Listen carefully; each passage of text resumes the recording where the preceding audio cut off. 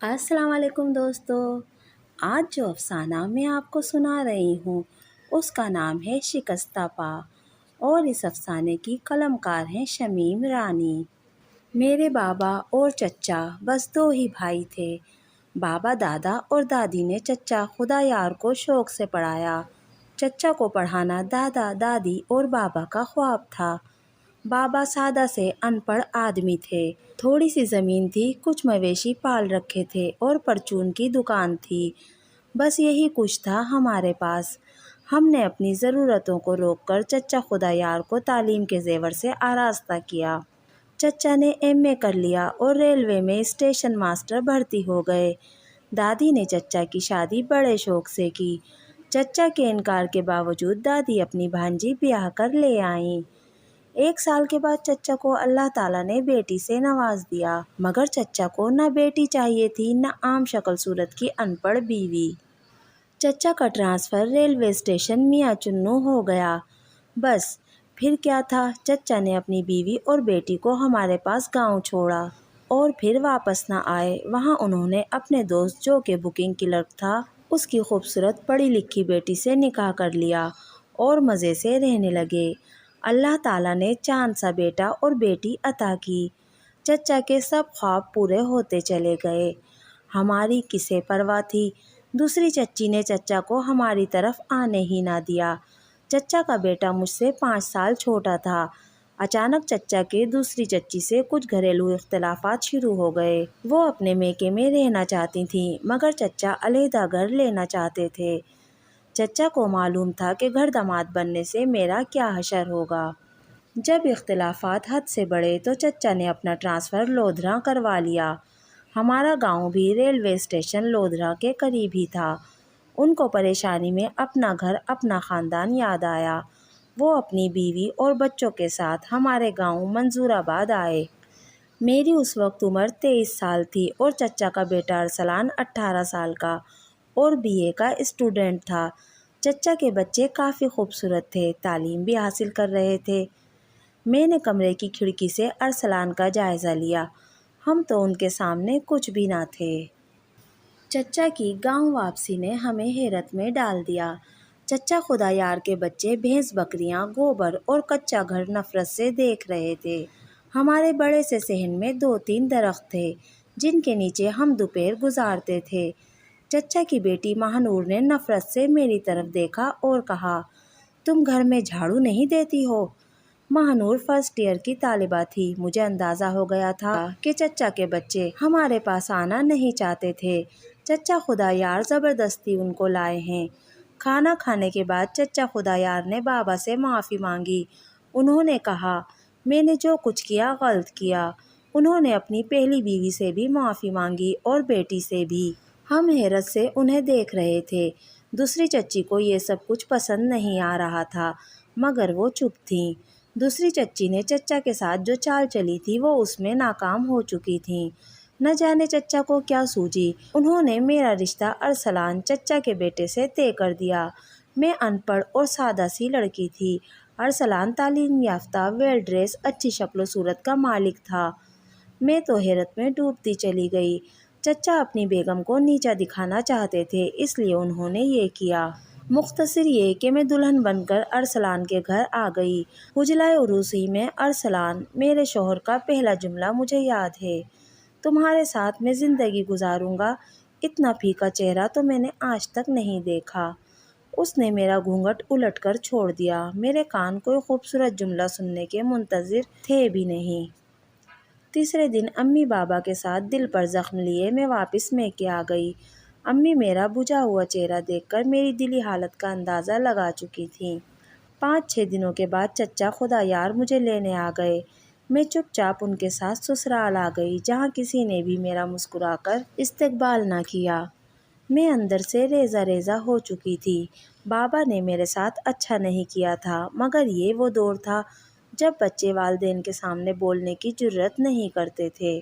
میری نند اور ساس نے میرے ساتھ کوئی تعلق نہیں رکھا تھا، بس کھانا مجھے دے جاتی اور میں کھا لیتی۔ گھر کے کسی کام کو ہاتھ لگانے کی مجھے اجازت نہ تھی۔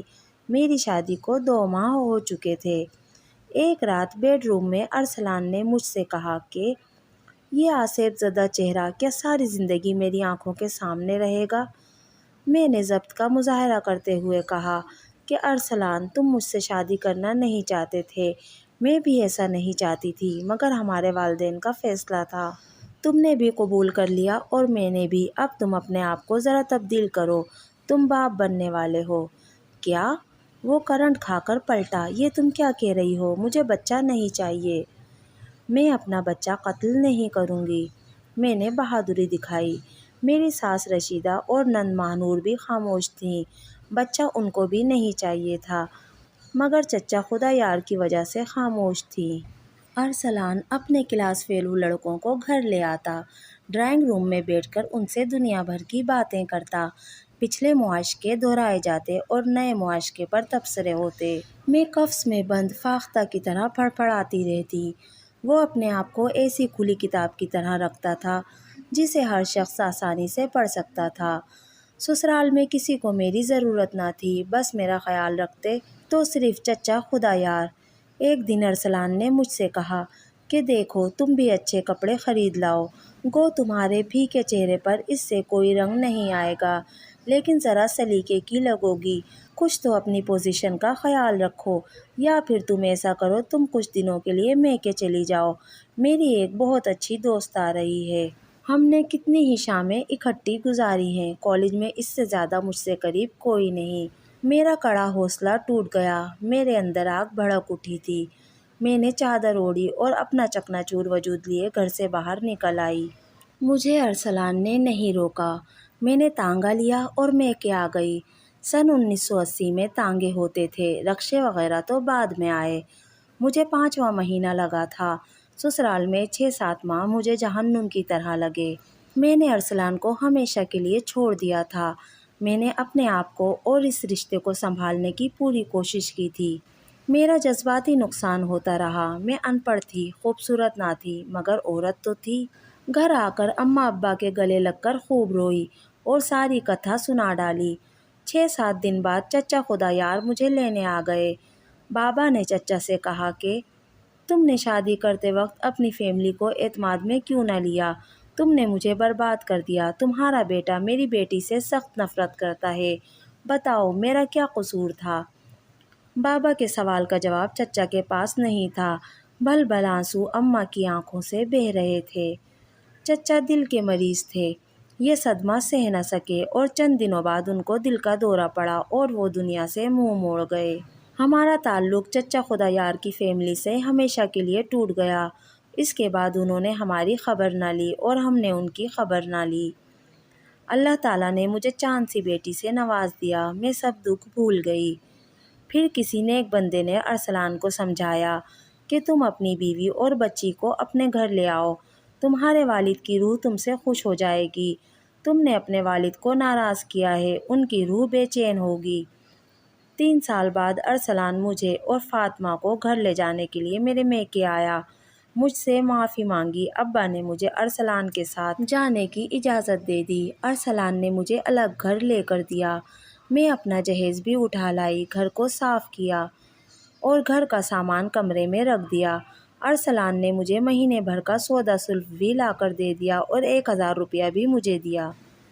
میں نے اللہ تعالیٰ کا شکر ادا کیا۔ 2 دن بعد میری نند ماہنور اور ساس کو میری آمد کی خبر ہو گئی۔ وہ مجھ سے ملنے چلی آئیں۔ اندر سے ان کو میرا واپس گھر آنا پسند نہ تھا۔ میں نے ان کو کمرے میں بٹھایا اور میں باتھ روم میں چلی گئی۔ میری غیر موجودگی میں انہوں نے میرے پیسے چوری کر لیے اور چائے پی کر چلی گئیں۔ دوسرے تیسرے دن ارسلان نے مجھ سے کچھ پیسے مانگے۔ میں الماری میں دیکھا، وہاں پیسے نہیں تھے۔ مجھے پورا یقین تھا کہ پیسے ماہنور میری نند نے چوری کیے ہیں، کیونکہ میں نے ان کے سامنے کچھ پیسے نکالے تھے۔ ارسلان کو غصہ آ گیا۔ جو بندہ اچھا نہ لگتا ہو اس پر غصہ بہت آتا ہے۔ ماہنور اور چچی نے ارسلان کو خوب بھڑکایا کہ پیسے وزیرہ بی بی نے اپنی ماں کو دیے ہیں۔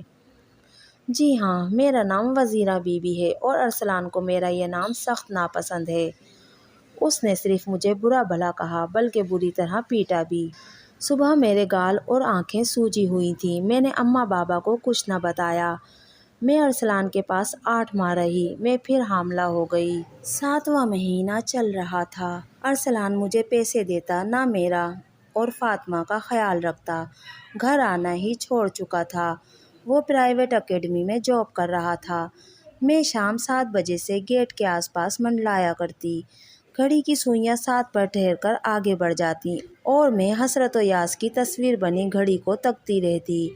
گھر کا سودا سلف بابا مجھے دے جاتے۔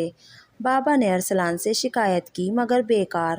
آخر تنگ آ کر میں نے خود ہی گھر چھوڑ دیا۔ بابا اور میرا بھتیجا مجھے واپس لے گئے۔ میکے آ کر میں نے ایک اور بیٹی کو جنم دیا۔ ارسلان کو نیشنل بینک میں ملازمت مل گئی اور ساتھ ہی اس نے اپنی پسند کی شادی بھی کر لی اور سب لاہور شفٹ ہو گئے۔ مہانور کی بات تو طے تھی، اس کی بھی شادی ہو گئی، لیکن پتہ نہیں کیا ہوا، اس نے طلاق لے لی۔ مہانور کا شوہر غریب تھا، اس نے اپنی مرضی سے طلاق لے لی۔ اس نے اپنی آنکھوں میں بہت سے خواب سجا رکھے تھے، اب اسے کوئی اور دولت مند پسند آ گیا تھا۔ طلاق کے بعد اس کی شادی ہو ہی نہ سکی۔ وہ امیر آدمی جس کے لیے اس نے طلاق لی تھی، اس نے شادی کرنے سے انکار کر دیا تھا۔ میری ساس اس غم میں بیمار رہتی ہے۔ یہ بھی سنا کہ ارسلان بیٹے اور بیٹی کا باپ بن چکا ہے۔ وقت کی سوئیاں تیزی سے گھومتی رہیں۔ اب میری بیٹی فاطمہ کالج میں پڑھا رہی ہے اور ایک بیٹے کی ماں بن چکی ہے۔ میں نے اس کی شادی اپنے بھتیجے سے کر دی ہے۔ میرا بھتیجا بھی یونیورسٹی میں پڑھاتا ہے۔ وہ دونوں بہت خوش ہیں۔ میری دوسری بیٹی زینب بھی ایک خوشحال زندگی گزار رہی ہے۔